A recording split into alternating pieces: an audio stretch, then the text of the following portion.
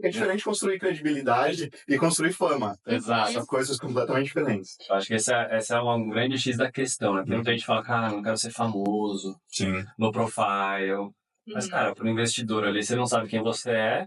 Para o investidor, se você não está disposto a colocar a cabeça na chuva para aparecer, na hora que a coisa apertar nos bastidores, provavelmente você também vai fugir da briga. Então, tem essa visão que ela fica bastante implícita na conversa, mas ela é bem importante.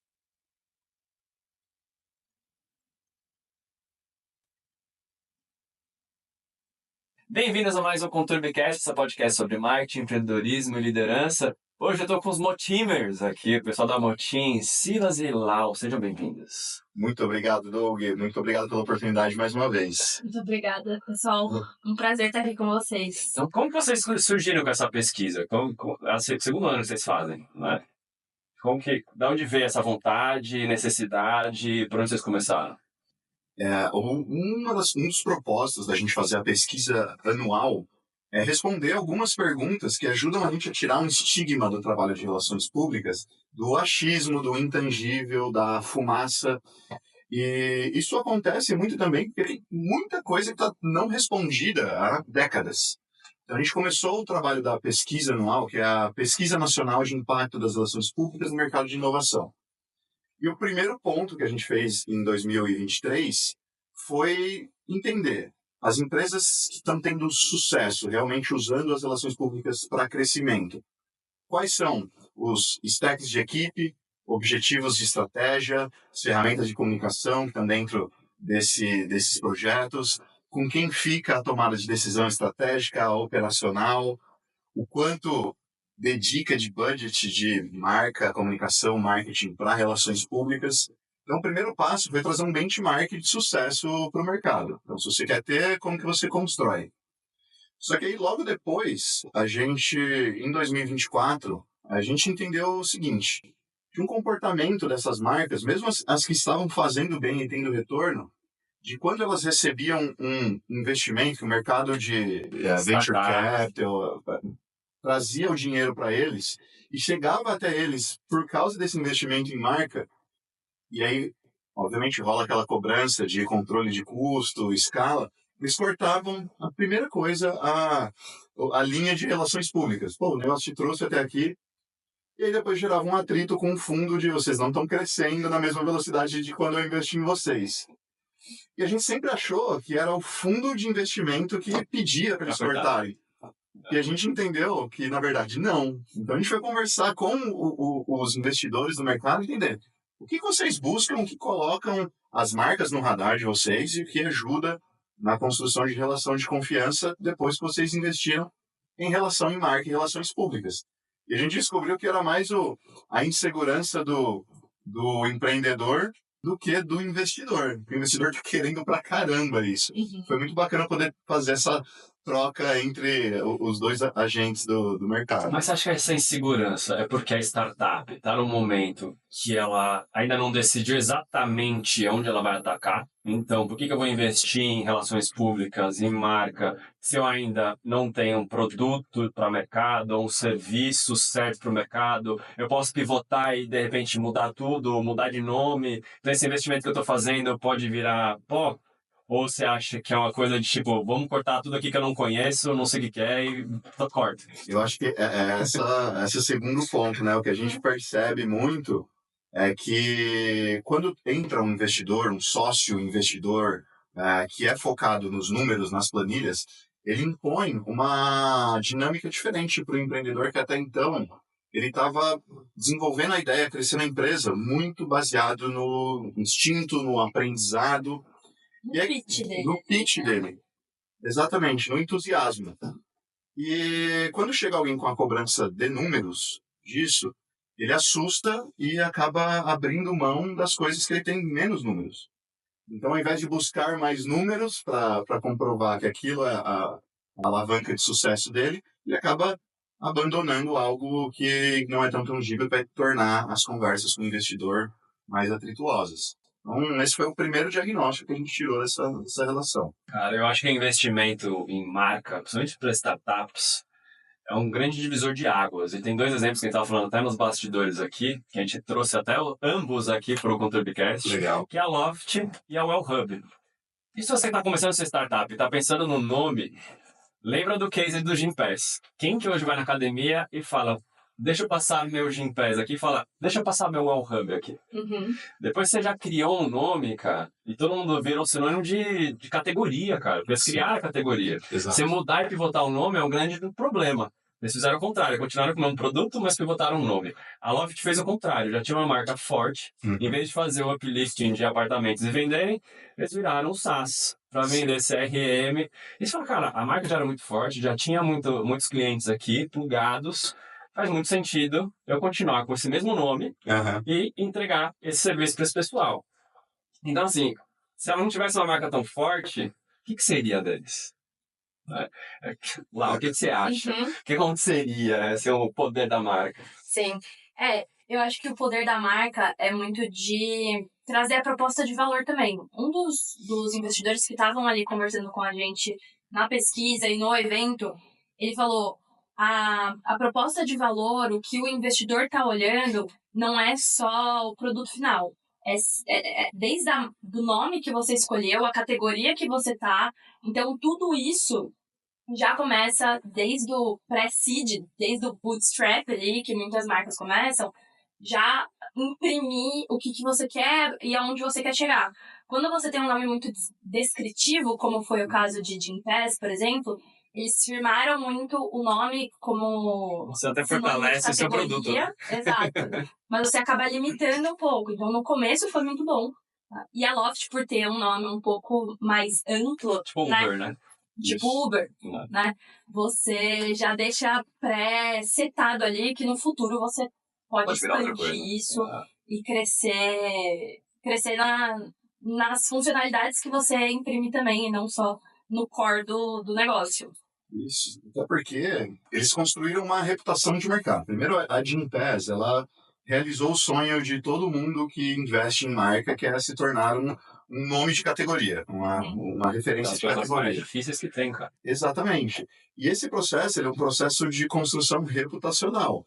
E reputação é a percepção do público, não é só o que você diz que você é, o que você entende que você é, mas como que é esse entendimento coletivo disso. No caso deles é mais complexo, porque como reputação é uma comunidade, quando você não leva em conta ao outro lado da comunidade, ou seja, o seu cliente, você pode até tomar uma decisão corajosa de mercado, mas você acaba muitas vezes ficando na mão sozinho, porque tem uma quebra de acordo.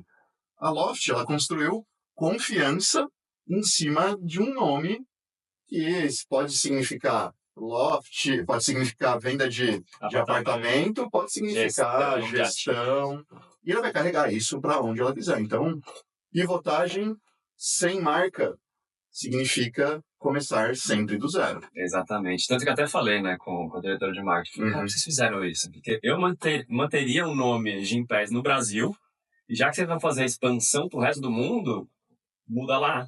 E aqui virou uma empresa de Gympass, já é conhecida. Vocês tiveram um trabalho de 10 anos para chegar no momento que vocês estão, começar do zero. Começa do zero, cara. O grande desafio. Você que startup, que tá ouvindo a gente aqui, cara, cuidado na hora de dar um nome. A gente fica muito apaixonado pela solução que a gente está trazendo para o mercado, fica apaixonado naquilo, às vezes pode mudar, o mercado muda, é muito dinâmico. Então, o nome da marca ali, tipo Uber. O Uber já testou várias coisas. Pode ser várias coisas. Uber, sim. Né? Airbnb já nem tanto. Você fica mais fechado. Então, assim, é importante o startupeiro ter um pouquinho de noção de marca. E se não tiver, vai atrás das motivers, né? Exatamente. A galera que entende a reputação, a galera que entende de produção de conteúdo, entende de brand. Para você chegar no mercado, na hora de falar com o investidor, o papo ser mais fácil, o cara já saber quem você é. Que eu acho que é isso que a reputação faz, né? Exatamente, porque a reputação é um cofrinho que você vai pegando confiança, relação e colocando nesse cofrinho. Isso vai ser usado para te dar lastro para fazer uma pivotagem, para fazer uma expansão internacional, para agregar novos produtos. Agora, se você vai tentar fazer esse processo sem usar o seu cofrinho, não quer dizer que ele não vá funcionar. Mas para que criar dificuldade quando você pode criar facilidade? No caso do Well Hub, lógico, daqui 5, 10 anos, eles podem rir da nossa cara e falar, tá vendo? Agora todo mundo tá falando de Well Hub. Mas tinha um caminho mais simples que não perderia em nada na proposta do que eles queriam. E, na verdade, foi uma pivotagem excelente para o mercado de concorrentes. Nossa, como os concorrentes estão adorando esse processo. Ajudou bastante. Ajudou bastante, porque todos os outros ainda têm pés no nome e ficou muito mais fácil de relacionar. E aí tem um outro fator, que é o fundador, né? O founder. E o papel dele, já que eu não tenho um produto certo, não tenho um serviço certo, fortalecer a reputação do founder, né? O famoso track record. O que esse cara já fez, como que ele é, quem ele é, para eu confiar, eu como investidor, confiar nesse cara também, que é um papel também de reputação. O que vocês fazem quando vocês atuam, que faz parte da pesquisa também, disso, né? A relação que os investidores têm com a reputação dos founders. O que vocês veem, assim, de maiores erros e como vocês trabalham isso? Boa. A gente viu na pesquisa que mais de 90% dos investidores olham para isso, olham para a reputação do founder também, não só para a reputação da marca.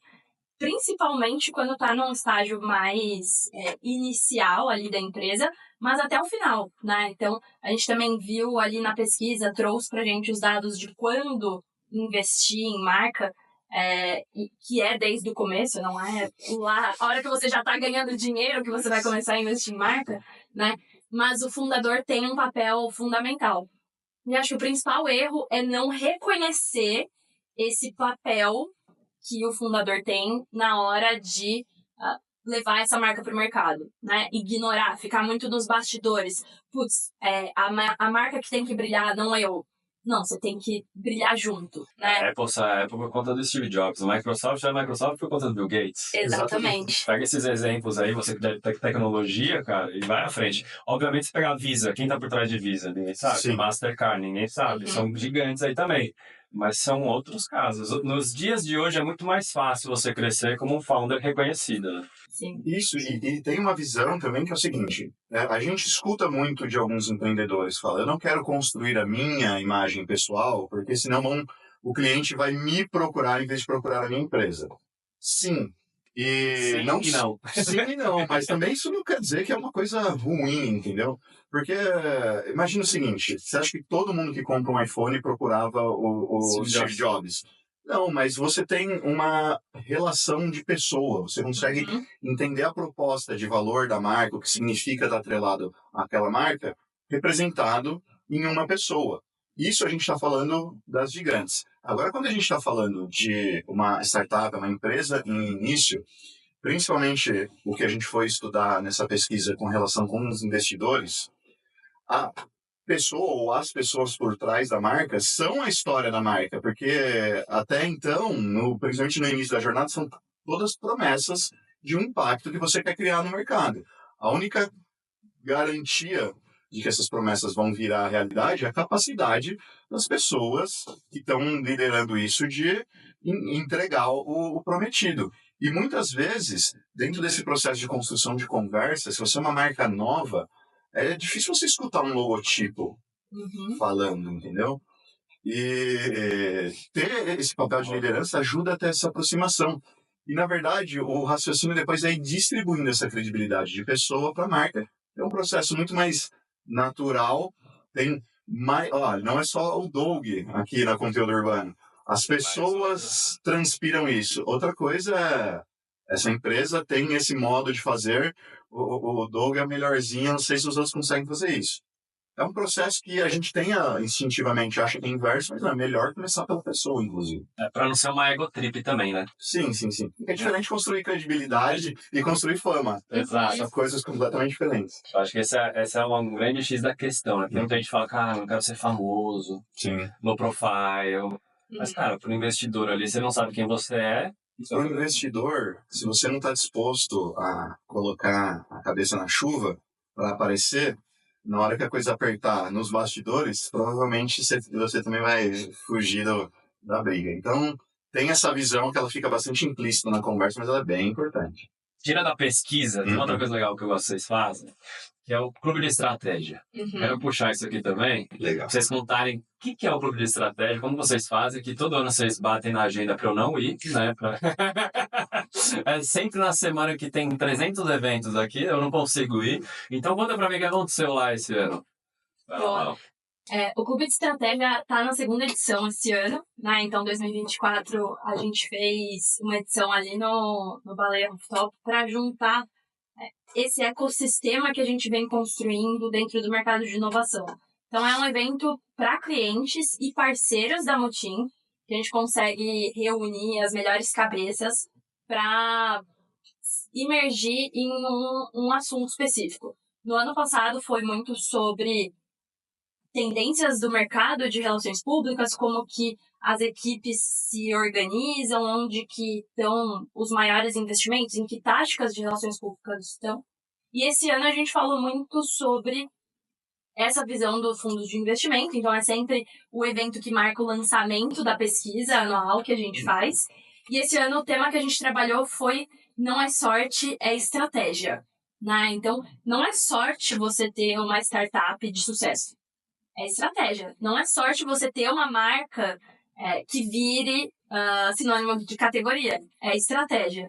Então, a gente levou ali representantes de fundos de investimento, representantes de startups para ter essa conversa junto com a gente. Um dos objetivos core desse evento, que ele não é pensado para você não ir, Doug.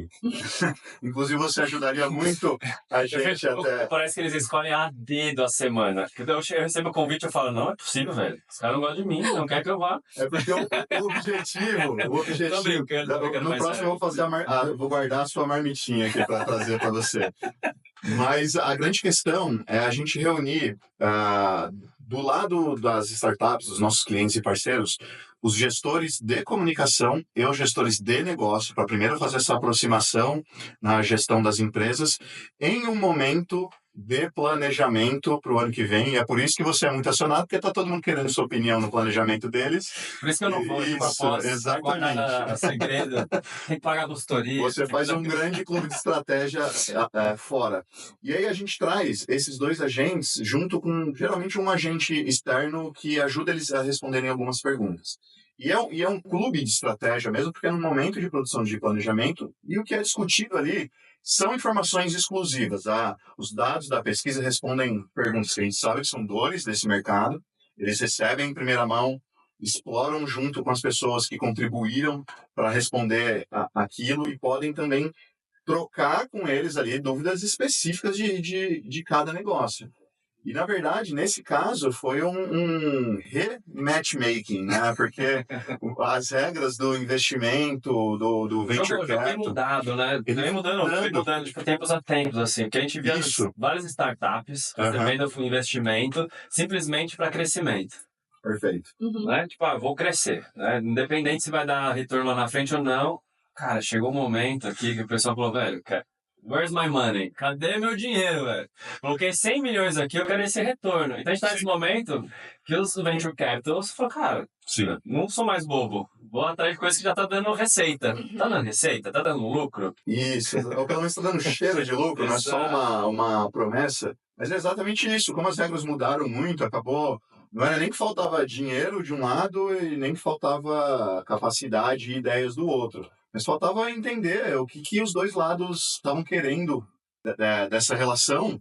Então, o primeiro ponto importante é primeiro trazer dado e entender a cabeça dos investidores, que é mais distante ali do nosso dia a dia, mas também colocar esses dois lados para conversar, para reacordar esse processo, recombinar como que vai ser essa relação. Então, foi muito importante.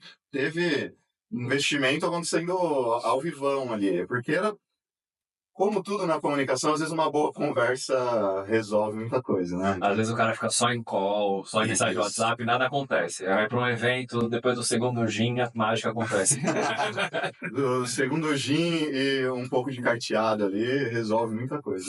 E pensando, eu falo muito pessoal de eventos, né? Para o retorno que tem para o negócio, para a Motim, para vocês. Obviamente, você aprende muito com isso. Valor maior do que um MBA, até para o seu time todo. Uhum. Mas e retorno para vocês de percepção do mercado, de negócios mesmo? Como está sendo? Tem 2 retornos bastante tangíveis para a gente, tá? Porque sempre que a gente traz o dado que vira a temática do evento, ele traz numa discussão mais profunda que vai ajudar o nosso cliente a planejar o ano seguinte, a gente está investindo na solidez das empresas que a gente trabalha. Então a gente ganha tangivelmente, já metrificado pela equipe da Ana Laura, inclusive, como que a perenidade e a capacidade de fazer mais investimento em construção de reputação, ela aumenta muito no ano seguinte. Mas também, como a gente fala com o mercado de inovação, muitos dos empreendedores eles são bons em várias coisas, menos em entender marca, marketing, comunicação no geral. Então, quando a gente traz dado, traz benchmark, quando a gente traz agentes no mercado que reforçam quais são os melhores caminhos, obviamente a gente traz algumas pessoas que estão em cima do muro, já entenderam que precisam fazer o investimento, não entenderam como, e aí quando eles entendem como, a gente consegue expandir esse ecossistema que a gente vem construindo de investimento em reputação. E também ajuda, né, o pessoal que já está na jornada investindo em reputação há 2, 3 anos, 4, 5 anos às vezes, chegar para um novato nessa jornada e falar, cara, pode ir que no final das contas o retorno é grande. E acho que um dos principais retornos é justamente a gente municiar quem tá ali do outro lado confiando na gente. Né? Então, muitas vezes o gestor de marketing, o gestor de comunicação também está sendo cobrado ali pelo CEO, pelos VCs, de entregar um bom trabalho, entregar resultado, como ele metrifica isso, como que ele garante aquilo, como ele garante qualidade, e a gente trazer ele para perto e municiar ele com esses dados para ele levar e falar assim, não, ó, tá vendo? Não sou só eu que tô falando, não é só a Motim que tá falando. O mercado e os investidores também estão falando que é importante a gente continuar fazendo o bom trabalho que a gente está fazendo. Então, tem também esse objetivo e esse output de relacionamento e trazer cada vez mais perto essa comunidade da gente. Eu imagino até que em startups que não tem um departamento de marca, olham isso e falam, entendi, eu preciso. Exato. Porque o mais comum dentro de uma startup, e eu não estou falando da startup inicial, a gente vê isso em marcas... Até scale-ups grandes ali, líderes de mercado muitas vezes, que tem uma equipe de marketing, né? É uma pessoa, e não só a questão do trabalho mesmo, da dedicação de horas, mas a carga cognitiva da tomada de decisão. Fica por isso. Então, o primeiro objetivo da gente poder promover um clube estratégico é, na verdade, conectar esse tomador de decisão da marca, da reputação, com o tomador de decisão do negócio onde ele trabalha. Porque, às vezes, o empurrãozinho, o suporte e aquela dúvida que fica na tomada de tantas decisões vem da boa relação entre um CMO e um CEO, um CFO. CTO também, né? Que Exatamente. Tecnologia. A gente fala bastante de tecnologia e está muito longe do dia a dia do CTO, muitas vezes, a destravar algumas questões do crescimento da empresa com marca.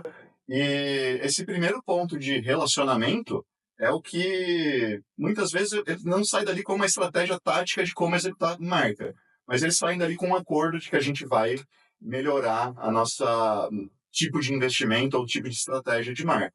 Isso para a gente é muito importante. Agora, para a gente continuar de reputação, mudar um pouquinho da pesquisa e do clube, falar um pouco do mercado em si. Porque antes a gente tinha grandes veículos para a gente propagar comunicação e falar. A gente já até fez um podcast aqui falando sobre isso. Mas de 1 ano e meio para cá, que desde que a gente gravou, muita coisa mudou. Até os impactos das redes sociais com os algoritmos vem mudando muito e a gente tem que repensar a estratégia dia sim, dia também.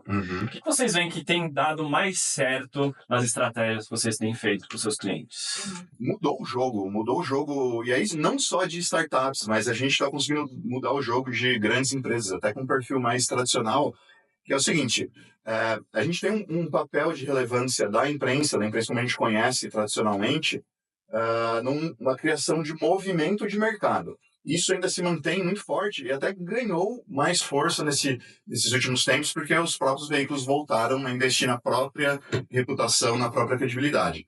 Mas o que acabou virando o jogo de aceleração dessa construção de comunidade, reputação e credibilidade, é fazer com que as lideranças da equipe, as lideranças, às vezes, o fundador, o CEO, ou, por exemplo, o gestor comercial, o gestor de pessoas daquela empresa, se transformassem em agentes, quase como veículos próprios ou líderes de comunidades próprias. Então, quando a gente levou a estratégia de relações públicas que a gente fazia para a marca institucional para dentro de um conceito do LinkedIn PR, criado e tocado pela Ana Laura, a gente descobriu que é muito mais fácil e próximo o processo de educação para tomada de decisão quando ele é feito dentro de uma comunidade qualificada, dentro de uma plataforma que é voltada para carreira, negócios, parceria e feita por uma pessoa, obviamente com as diretrizes de marca e comunicação que acompanham a marca, mas isso é quase aquela frase do empreendedor que fala: quando eu sento na mesa para fechar negócio, quase sempre dá certo. O problema é fazer o cara sentar na mesa. Então, essa é uma ferramenta para encurtar esse caminho. E isso está... Lógico, né? Toda ferramenta de comunicação que você aposta nela sozinha, ela tem menos efetividade. Mas toda vez que a gente acopla essa estratégia dentro da estratégia geral de marca, a gente pega todo esse arcabouço de alcance, credibilidade, educação de mercado, traz ele para microecossistemas. Isso tem movimentado com uma velocidade muito mais rápida do que a gente estava imaginando alguns objetivos de marca para os nossos clientes. Uhum.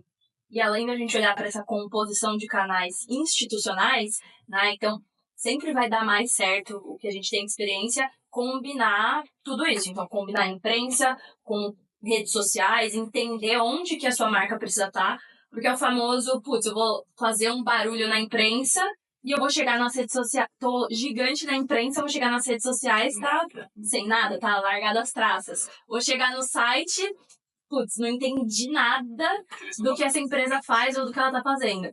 Então, isso precisa também estar coerente, né? A gente não pode, acho que um dos principais pontos da comunicação é gerar coerência. Quando a gente gera incoerência nas ações e nas mensagens que a gente está levando, a gente não constrói reputação, né? Porque se um canal tá falando X, o outro canal tá falando Y, o outro canal tá falando Z, tá, beleza, eu não tô construindo na minha cabeça uma imagem sobre aquela pessoa, sobre aquela marca. Tudo precisa estar falando, ou não exatamente a mesma coisa, mas tudo precisa estar levando para a mesma construção de posicionamento ali na mente do consumidor, na mente de quem está ali do outro lado. E esse papel do fundador, a gente fala muito sobre emprestar a reputação dele para a marca e a reputação da marca para ele, né? Como que ele consegue também expandir a própria audiência de uma marca institucional para a rede de contatos dele, para a rede de influência e às vezes dele, nem só ele, né? Sim. Porque a gente pensa muito só no fundador, mas Sim. dependendo da equipe, não precisa nem ser C-level. A gente pode pegar vários líderes de comercial, do marketing, que estão ali, às vezes nem tem cargo de diretoria, que pode levar a sua marca à frente, cara. Acho que isso é um ponto relevante que a gente puxar também. É um ponto super relevante, um entendimento estratégico que a equipe de LinkedIn PR construiu é que se você vende para analista, ele quer entender se aquele produto funciona ou não da boca de um analista, inclusive. Porque às vezes vem do CEO e o primeiro raciocínio é: lógico que esse cara tá falando que isso funciona, né? Ele quer no dia a dia ele não usa. Isso. Então, a estratégia de dividir para conquistar dentro da escolha de porta-vozes de uma marca, ela leva em conta também para quem você está vendendo. Porque, muitas vezes, se você quer investimento, ou se você quer fazer relação com grandes marcas, vender para o enterprise, você vai precisar de um lastro de credibilidade, de força, de visão de tomada de decisão, com o CEO ou com um fundador. Agora, se você quer atuar no dia a dia do contador, por exemplo, cara, ninguém melhor para explicar o porquê que isso vale a pena do que um outro contador.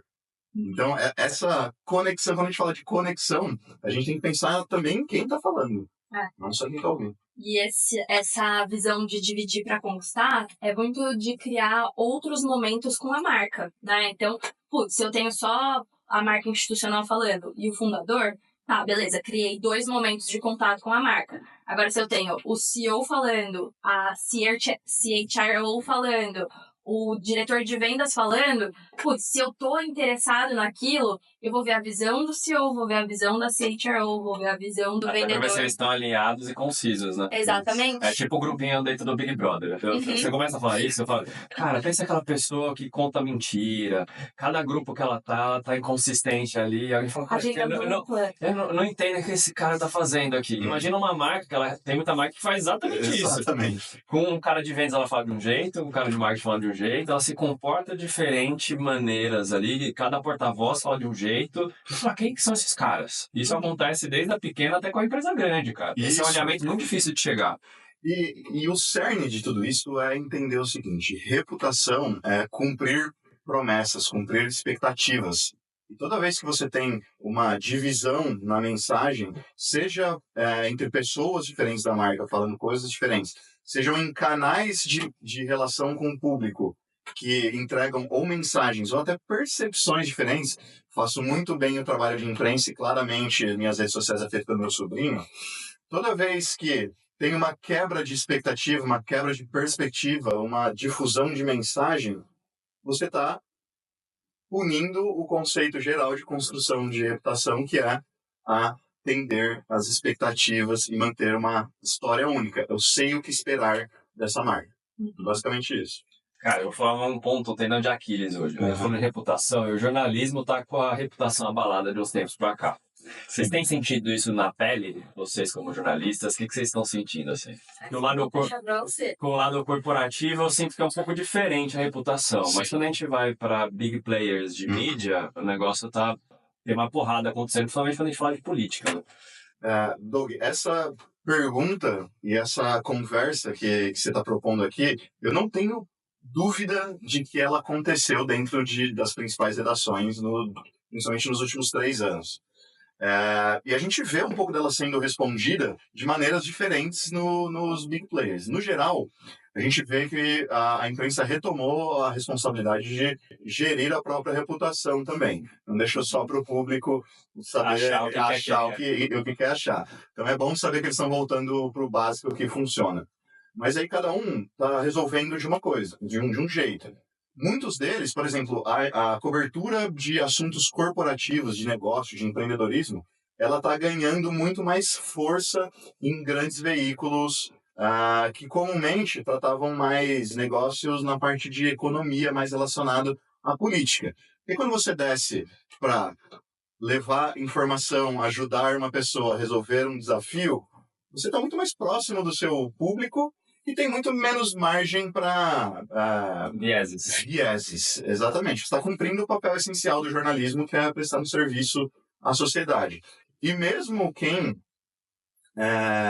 ainda relaciona a temática corporativa, negócios, com macroeconomia, com política, muitas vezes, está fazendo isso de uma forma um pouco mais sensata, vamos dizer assim. Mas o principal é, quem quer continuar fazendo do outro jeito está virando nicho. Isso é muito importante. Porque às vezes ou você resolve o seu problema ou o seu concorrente resolve o seu problema para você. E muitas dessas discussões mais acaloradas, enviesadas, irresponsáveis muitas vezes, estão, por movimento do próprio público, virando discussões de nicho. Então tem veículos especializados nessa conversa bagunçada e maluca. Uhum. Então, você acha que é um fator só Brasil, cara? Isso é um fator global. Exatamente. Vai na França é assim, Espanha é assim, Estados Unidos nem falar. Exato. Eles ficaram especialistas em nichar ideologia em veículos específicos. Isso é importante, porque quem não quer entrar em um viés específico consegue voltar a trabalhar dentro de uma visão macro, olhar para vários lados. Quem quer consumir uma coisa que, eu já concordo com isso, não vou ligar o jornal aqui para ter uma surpresa e ficar bravo, eu quero simplesmente ter a minha voz repetida. Exatamente, vai encontrar o seu lugar. E é um movimento de comunicação que ele está passando por esse aspecto de credibilidade hoje, mas ele é um movimento que ele está vindo há mais de uma década, que é de nichar as comunicações. A gente consegue hoje, quando eu entrei no jornalismo há quase 2 décadas atrás, ele vai começar a entregar a idade aqui. Faz 3 anos trabalho. Há 15, 20 anos atrás, para você ler sobre culinária ou sobre política, você ia na Folha de São Paulo. Hoje em dia, a gente tem todo um universo de imprensa, de produção de conteúdo, para quem gosta de culinária e gastronomia. Política, está acontecendo a mesma coisa. Antes você tinha que ir para os grandes veículos que a gente conhece, Folha, Estadão. Hoje a gente tem Diário Político, a gente tem Um monte de podcast, cara. um monte de podcast. Aliás, tem uma análise, acho que foi do Washington Post, que falou que essa eleição que o Trump ganhou foi por conta do Joe Rogan. Exatamente. Porque O podcast dele tem mais potência do que todas as outras mídias. E aí você matou a charada, porque ele apesar de ser um gigante do podcast, ele é uma mídia de nicho. Uhum. E quanto mais especializado é o seu nicho, mais poder de influência você tem nesse nicho. E quando o nicho do Joe Rogan é 20 milhões de pessoas por episódio, eu imagino que tem uma capacidade de mudar, inclusive, uma eleição presidencial. Muda a percepção, cara, porque o tempo que ele tem ali, por exemplo, é de 2 horas. Exato. Que outro jornal daria esse tempo para um político? Nunca aconteceu. Nunca aconteceu, cara. Nem o Roda Viva tem 2 horas. Não dá, exato. Né? E a gente teve o Flow fez isso também, né? Que foi legal. De levar o Bolsonaro, o Lula na época, para mostrar. Eu acho legal essa participação das mídias diferentes. Perfeito. E New tirar media, né? new media e deixar de ser nicho. Porque na hora que você entra nessa política, você deixa de ser nicho. Obviamente, Sim. seu nicho acredita em você ali, você tem o seu viés ali. Mas eu acho interessante essas novas mídias, cara. A temática não é nicho, mas o público é nichado. Então Exato, tem que ficar tem que tomar um atento cuidado nisso. aí. Tá? E essa parte do podcast, relacionado com os políticos, é diferente também a percepção de quem tá assistindo, né? Putz, num debate eu tô distante. Até a configuração mesmo do debate, né? Eu tô distante. Na TV eu tô editado. No podcast é vida real. Né? Não como se não fosse ensaiado, como se não tivesse uma pauta, mas ele tá ali vulnerável às perguntas que estão sendo feitas para ele e a audiência tá acompanhando isso muitas vezes ao vivo. Então eu também tô vendo como que ele se sai de um outro lugar. Eu crio um outro tipo de conexão até com quem tá ali. É porque o debate hoje, pra mim, virou um grande circo de cortes pras redes sociais. A gente viu bem nas últimas eleições. Cara, e é isso, porque ninguém assiste o debate inteiro, mas ele vê os recortes das redes sociais. Exato. E os caras sabem muito bem disso. Os caras não são burros. O cara que é político que tá ali na frente do palanque, ele sabe exatamente o que vai falar que vai virar um corte. Então, cara, em 1 minuto, o cara tem 3 minutos, né? Em 1 minuto, o que eu vou falar que vai ser polêmico o suficiente para propagar o que eu quero pro meu público exato? Isso, até porque um debate hoje na Globo não alcança tantas pessoas como um bom corte no TikTok. A gente tem que pensar nisso. Então, o objetivo estratégico do político está nesse sentido. Mas tem uma visão muito bacana também quando a gente nicha. E quando a gente nicha dentro de uma nova mídia, como por exemplo os podcasts, os videocasts, alguns canais de YouTube, a gente também, trazendo para o universo corporativo, a gente está conseguindo ter um poder de influência da discussão dessa marca muito mais próximo ali. Hoje, quem não coloca a nova mídia como âncora de um planejamento estratégico de relações públicas, vai agradar muito o cliente que tem a familiaridade com os nomes que vão aparecer no relatório, mas mover o ponteiro do negócio é diretamente ligado a uma combinação dos dois, ancorado nessas novas estratégias e novos canais. É muito impressionante esse movimento. Cara, e é incrível assim, a gente traz muito o diretor de marketing aqui. E eu sinto a aflição desses caras do dia a dia, de tanta coisa nova que surge e o cara tem que aprender. Então a gente está no momento da inteligência artificial. São umas 8 por hora novas que surgem, ferramentas para você tentar aprender. De imagem, de texto, de, previsão, de dados. A gente está num momento que é muito difícil você escolher alguma coisa. Né? Por isso que eu volto até para o clube de estratégia. Que a estratégia é o principal. Exato. E aí, dependendo de como é a sua estratégia, você pensa nas ferramentas que vão te ajudar a chegar nessa estratégia. E não o contrário. Exato. E eu fiz até uma análise esses dias. Eu falei, cara, se todo mundo começar a usar o ChatGPT, por exemplo, para começar a sua estratégia de empresa, vai começar a pasteurizar as estratégias, a gente vai continuar com todas as empresas cada vez mais parecidas, ninguém vai se destacar. O que vai virar o mundo daqui para frente? a nossa criatividade vai acabar, a reputação vai acabar, vai virar uma grande, cara, salada mista igual de todo mundo. Uma economia pasteurizada. E tem a visão do pêndulo, né? Uma hora a coisa começa num ponto que ela é puxada para um outro extremo antes de voltar para um ponto de equilíbrio. A gente viu muito essa discussão no nosso clube de estratégia, mas a gente está vendo também essa discussão nos eventos do mercado de marketing e comunicação, que é o papel da espontaneidade, que é basicamente hoje diferenciação. Quando a gente conversou 1 ano e meio atrás, você perguntou como que vocês usam a inteligência artificial. Hoje a resposta vai ser completamente diferente, tá? E daqui 2 semanas vai ser muito diferente. Mas isso também mudou e acelerou muito no mercado como geral. E no final das contas, principalmente para a comunicação e para a criatividade no geral, a temática do ano está sendo como preservar peculiaridade, espontaneidade, autenticidade. Perfeito. E quando a gente olha para isso, a gente responde a pergunta, vai acabar a nossa criatividade? O pessoal está enjoando muito mais rápido da padronização da inteligência artificial do que eu acho que o mercado previa. E está puxando uma necessidade de humanidade mesmo, seja dela criativa ou seja de autenticidade, e exigindo isso como um diferencial, às vezes como um fator de decisão. E aí a correria agora, o pêndulo tá voltando pro lado de, beleza, gente, dá para fazer usar IA para fazer mais rápido, mais fácil, mas o produto final ele tem que ser autêntico, porque senão vai cair tudo no mesmo cesto e ninguém atinge o objetivo aqui. Tem umas coisas muito loucas que acontecem no mercado, principalmente de pasteurização de conteúdo e conceitos. A gente tá falando de branding, mas vocês já ouviram um conceito chamado blending? Sim. Blending, já. Aí você fala, cara, a gente tá levando para uma perspectiva, tipo, todos os logos serem parecidos, simplificados e palatáveis para mobile e tudo mais. E a diferenciação? Que construção de marca e reputação é a diferenciação, que a gente falou, a autenticidade. E a gente tá vendo marcas de luxo fazendo isso, cara. Eu falo, mano, não faz sentido, pra quê, velho? O que tá acontecendo com o mundo? Isso, o exclusivo, o único, que você e mais 8 bilhões de pessoas vão ter a mesma coisa. Realmente. Mas também é um desafio de adoção de tudo isso, né?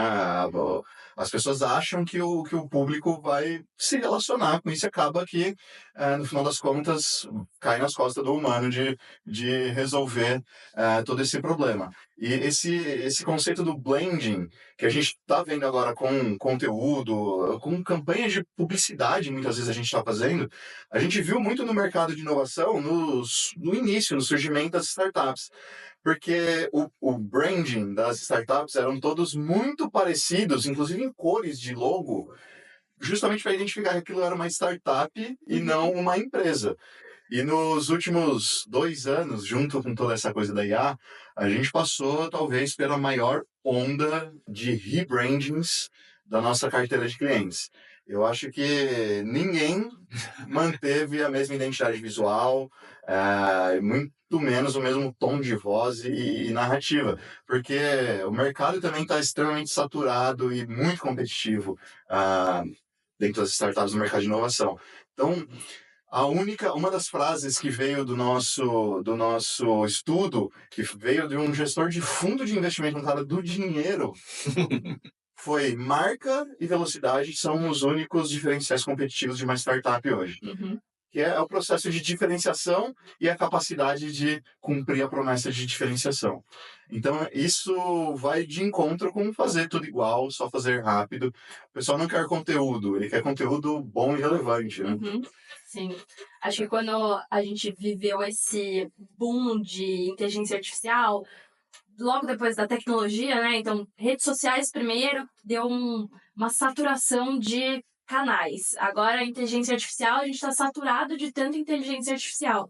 Então, a gente vê também um movimento de voltar para o que a gente fazia antes, né? Não antes, mas como que a gente faz com outro olhar, mas o que conecta de verdade a gente. Então, a gente tem visto também no mercado, além dos rebrandings todos, uma volta para evento, uma volta para conexão, a diferença que você consegue, o próprio podcast, né, que você consegue ter uma profundidade, uma troca, uma conversa, né? Acho que a gente perdeu muito isso, porque agora a gente tá conversando com um robô, né? A gente tá conversando com o chat GPT. Você vê tendências de, tipo, jovens que estão deletando redes sociais. Sim. Pra ficar offline, porque, cara, tô saturado, é tanta informação, tanta coisa, eu não consigo compilar isso, tô ficando só ansioso.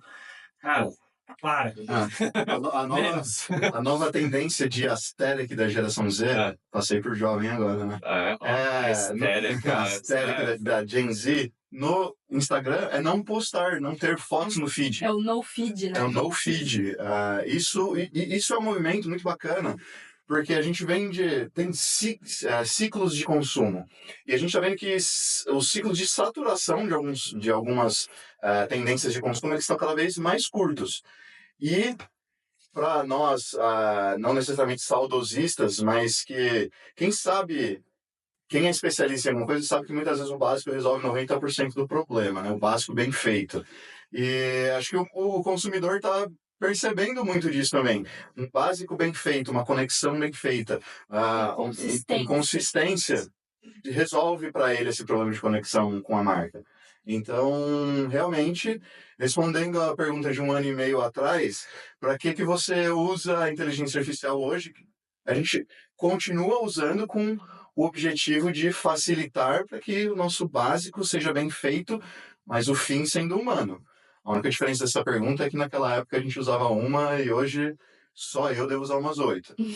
Mas o fim, a entrega disso não pode se perder. Eu pago algumas também, cara. Nossa senhora. Acho que eu nem fiz essa conta. Foi fechando o budget. Falei, quais que eu não vou usar mais, assim. Porque é geração de imagem, tratamento de imagem, geração de vídeo, texto. O ChatGPT é o básico, é o primeiro. Básico. O ChatGPT virou o meu Google, inclusive, já. Agora que ele tá conectado na pesquisa na internet, então, cara. É maravilhoso.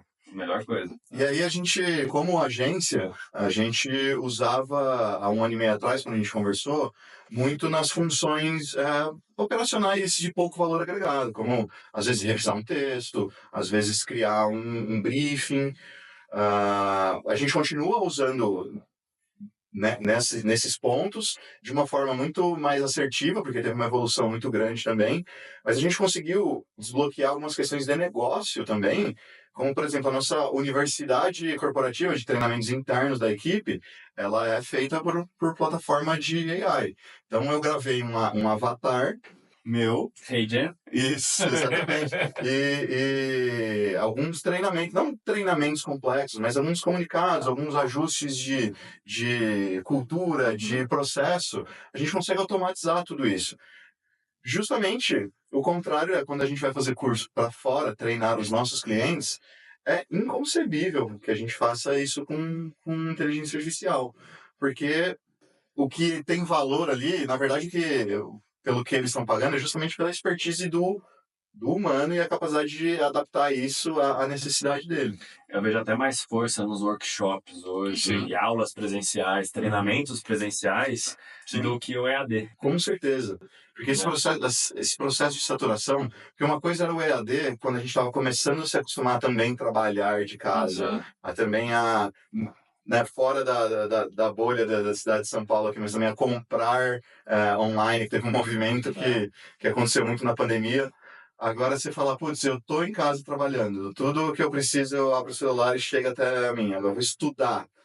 Também vai ser na mesma cadeira que eu estava trabalhando. Não absorve. É quase uma crise da disponibilidade, né? Quando tá tudo disponível ali, a um clique de distância, a gente fica vazio, parece, de novo, né? Tem muita gente falando sobre isso, muitos antropólogos falando sobre isso, porque que a gente tá... muita gente entrando em parafuso mesmo, né? A gente tem tanta coisa, tanto acesso hoje, e mesmo assim a gente tá ficando mais burro. Sentir tá vazio, cara. A OMS cunhou em 2021, acho que foi, ou 20, o termo chamado infodemia. É a pandemia de informação. A OMS, cara. Exatamente. Não é tipo jornalistas e comunicólogos, sistema de saúde, falando que a gente está com esse problema de informação, excesso de informação. A gente tem muito acesso à informação. Sim. E até você separar o que é bom ou não, vai muito da curadoria, que a inteligência artificial ainda consegue fazer, mas não. Cara, não Não é. com a precisão que a gente gostaria. É, que nem você ir para uma galeria de arte, tem uma pessoa que selecionou tudo ali, fez tudo. Imagina se fosse um robô fazendo aquilo. Como que seria? Seria mais pasteurizado, não teria um conceito. O humano ele tem que voltar com mais força, ele tem que manter mais força, principalmente na área de conteúdo, de reputação, de marketing, até pela diferenciação. Querendo ou não, cara, o robô é treinado por pessoas. Se as pessoas param de treinar esse robô, Ele vai treinar com ele mesmo, o que vai acontecer? Fica tudo padronizado. Igual, cara. Então, é um risco que a gente tem aí. A Skynet não é o risco. O risco é a gente empurrar de tal maneira que... Não é ficar tudo muito igual. inteligente, é deixar de ficar inteligente, na verdade. E um dos antídotos para infodemia, ele acabou sendo natural, tanto pela imprensa quanto pela produção de conteúdo, que é justamente o nichar esse consumo, porque você consegue fazer uma pré-curadoria de qual informação, que tipo de informação você vai consumir, e isso resolve um pouquinho um problema da banalização da informação. Porque quando a gente traz para o nosso universo aqui, quando uma startup recebe um grande aporte para resolver um grande problema de mercado, isso é uma informação bastante relevante, porque não só para o mercado de startups indica um movimento de prosperidade, mas também para o consumidor indica uma capacidade de ele ter um avanço na qualidade de vida dele. Só que, quando isso está acontecendo em larga escala, mesmo esse fato ele acaba passando batido. É aquela regrinha, né? Se morrem 100 pessoas hoje de uma vez na cidade de São Paulo, é uma coisa que vai ficar o dia inteiro no noticiário, a semana inteira nos jornais, e o mês inteiro repercutindo na internet. É muito da neurociência, né? Isso. Que é o nosso gatilho por notícia ruim, que pode ser perigosa pra gente. Exato. E a gente presta mais atenção nela. Só que se isso acontecesse todos os dias, não viraria mais nenhum tweet daqui a um ano. Então, a gente fazer esse equilíbrio é importante para manter também a penetração da informação que a gente está levando. A gente chegar na nossa reta final aqui do podcast, a gente vai ficar 3 horas falando, que a gente falou já de podcasts longos aqui. 6 horas. 6 horas de podcast. Eu ainda vou fazer um podcast desse de teste. Eu não sei se eu vou conseguir, se clientes vão me deixar. Petisco e uma cervejinha, acho que vai tranquilo. Essa semana a gente gravou com o pessoal do Jack Daniels aqui. Eu falei, porra, velho, como que a gente não vai tomar gravando? Que desafio. Aí falando de PR, né? Tem muita gente fazendo agora os PR stunts, né? Que é tipo a estratégia para chamar atenção na mídia, que a gente acabou de falar de a economia da atenção. Vocês acham que se não tiver uma estratégia, fizer um PR stunt, funciona do mesmo jeito? Definitivamente não, porque onde que o PR stunt está funcionando muito bem, né? O PR stunt está funcionando muito bem para capturar a atenção para a estratégia recorrente de comunicação da marca. Então, quando você faz um PR stunt, você rouba essa atenção momentânea do público e ele não tem para onde direcionar essa atenção que ele te deu, ele acaba se perdendo de novo. E você não vai vir. E se você fizer um PR stunt toda semana, ele vira a sua estratégia recorrente de comunicação e vai perder a efetividade. Então, que o pessoal, às vezes, tem uma visão deturpada de funciona ou não funciona, é que ele é uma ferramenta para um fim, que é capturar a atenção dessa pessoa e você depois nutrir essa relação. Se não tem para onde ele ir, quase você dá um toquinho nas costas de uma pessoa, ela olha e você não fala nada, você virou esquisito, inclusive, entendeu? Mas também, se você não fizer o PR stunt, a conversa recorrente, ela também vai perdendo um pouco da efetividade com o seu público. Você precisa ter pontos de destaque, de renovação, daquele refresh de comunicação. Então, basicamente, uma coisa não funciona sem a outra, e as duas juntas não são a regra do sucesso. E nas redes sociais tem gente que acha que polêmica é PR stunt. Que ótimo você trazer isso. Tem gente que acha que, se envolver em polêmica, falar o que dá na cabeça é um PR stunt porque eu vou chamar a atenção. Mas aí a gente vai completamente contra o que a gente está falando aqui já há algum tempo de construção de reputação. Né? Vale a pena qualquer coisa pela atenção? Entrar em polêmica simplesmente para chamar atenção. Simplesmente para chamar Tem pessoas atenção? que recentemente se deram muito mal com isso, né? Não, Pois teve muita Forte gente... de podcast, não vou dar Isso. nomes. Não vamos citar Não vou nomes. citar nomes, mas vocês já Isso. devem saber quem que é o cara que começa com T. Exatamente. Mas assim, querendo ou não, aí eu vou ter que falar uma coisa. Ele deu uma grande lição para todos os outros polêmicos, que você não é grande o suficiente para não cair por uma grande besteira que você vai falar. E aí o falem mal, mas falem de mim, ele é uma ferramenta para ganhar fama.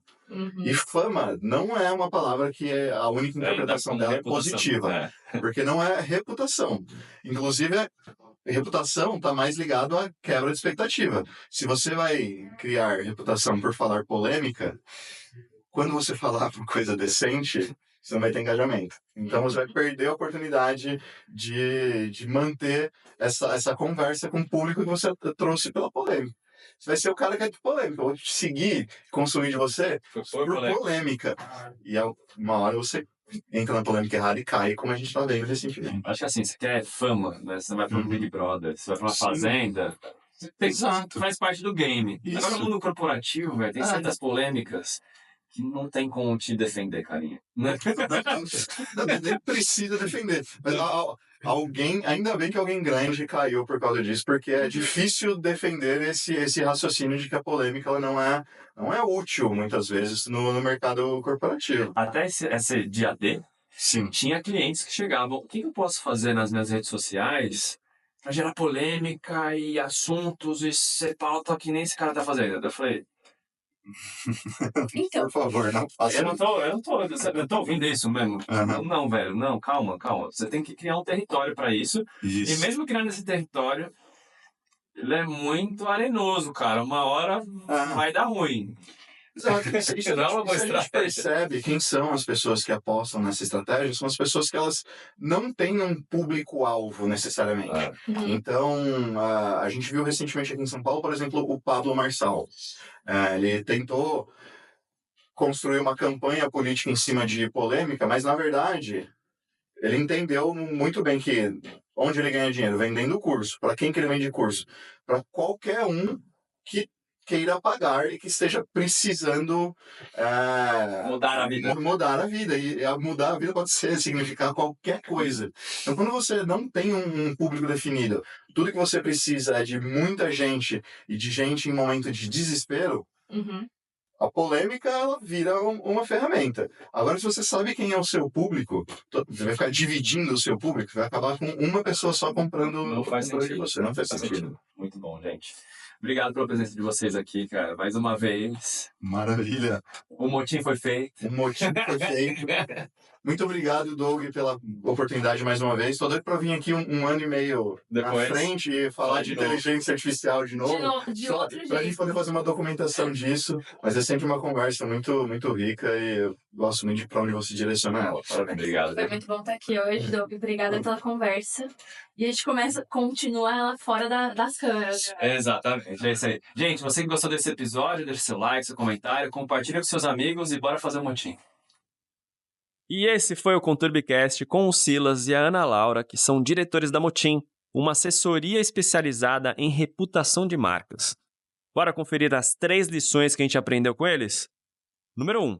A construção reputacional é um aspecto bem essencial no marketing, mas passa esquecido por muitas empresas. Ou seja, a reputação vem da capacidade da marca em cumprir as promessas para atender às expectativas do cliente. É uma margem de segurança para o público saber o que vai encontrar ali na frente. Além disso, a reputação da marca reflete a reputação do fundador. E isso ajuda a empresa a manter uma história única, onde todos falam a mesma coisa sobre o legado da empresa. Número 2. Você já percebeu que várias marcas obedecem ao mesmo padrão de comunicação? Esse é o tal do efeito blending. Diferente do branding, é uma tendência coletiva que deixa a linguagem das marcas bastante homogênea. Isso acontece porque uma marca tenta assimilar o sucesso da outra, copiando o mesmo estilo. Essa mania afetou a reputação de muitas empresas que agora precisam inovar totalmente a identidade com um bom branding. Afinal, quem quer se destacar no mercado precisa mostrar os diferenciais e resgatar as origens do sucesso. o que é totalmente oposto ao blending. Número 3, o PR stunt é uma estratégia de marketing que causa um alto impacto na mídia por meio de surpresas, inovações ou polêmicas. Essa tática gera bastante visibilidade, engajamento e ajuda a redefinir a identidade da marca. Mas o que muita gente não sabe é que o PR stunt só entrega um bom reconhecimento se a marca oferecer algo produtivo em troca. Sem isso, a ousadia pode sair pela culatra e afetar negativamente a reputação do negócio.